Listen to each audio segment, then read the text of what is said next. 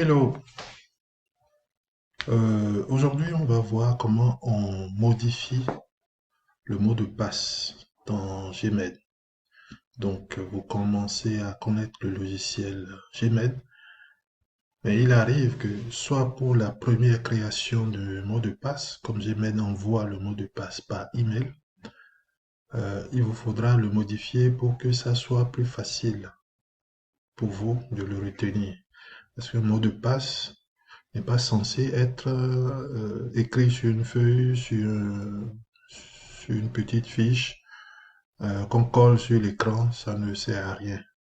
Dans Gmail, tout ce qui se fait est tracé. Donc, c'est votre mot de passe qui sert de sécurité pour votre compte. Donc, si quelqu'un récupère votre mot de passe, il pourra faire des actions dans Gmail et on se dira que c'est vous qui l'avez fait. Donc, il faut garder son mot de passe un peu secret.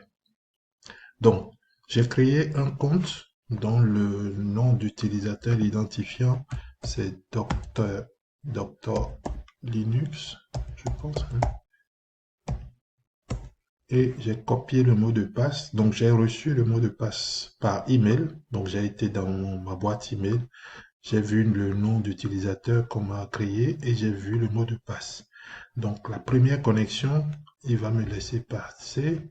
Donc, je vais cliquer sur OK. Et voilà.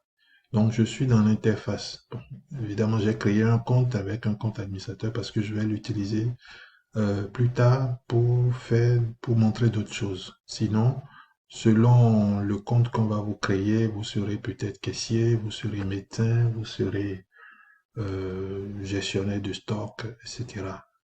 Donc, pour modifier le mot de passe dans Gmail, c'est dans le bouton qui est tout en haut à droite, profil, et vous cliquez sur profil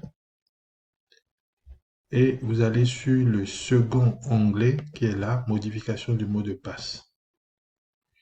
Donc, évidemment, le mot de passe dans Gmail doit avoir quelques caractéristiques.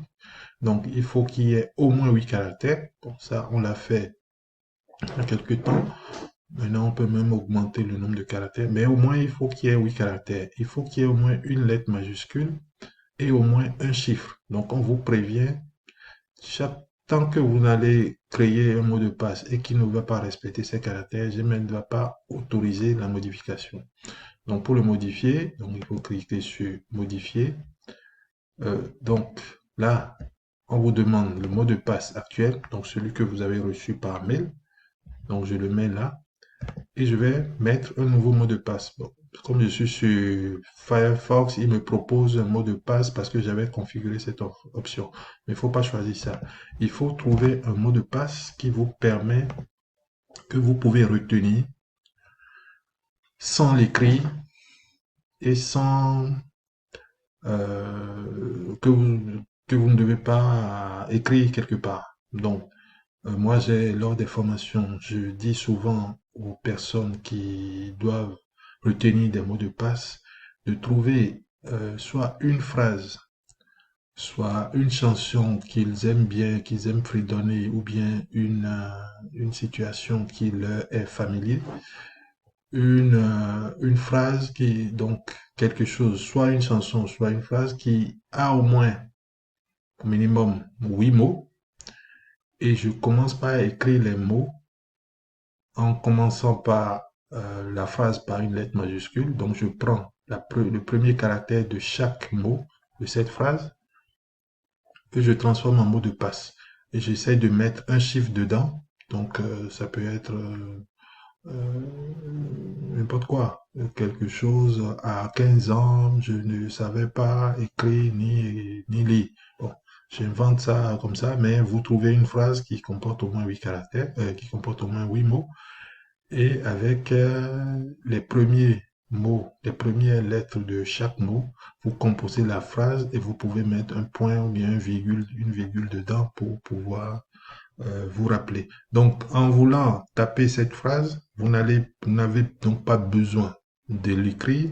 Vous fredonnez la chanson dans la tête, en même temps vous écrivez les premiers caractères, ou bien vous dites la phrase que vous avez retenue là, et vous mettez les caractères en même temps.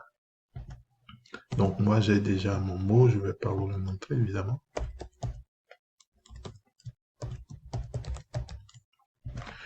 Donc voilà, et dès que vous avez fait, vous refaites la même chose dans le deuxième champ et vous faites modifier. Et oui, Gmail vous montre que vous avez mot de passe est modifié maintenant.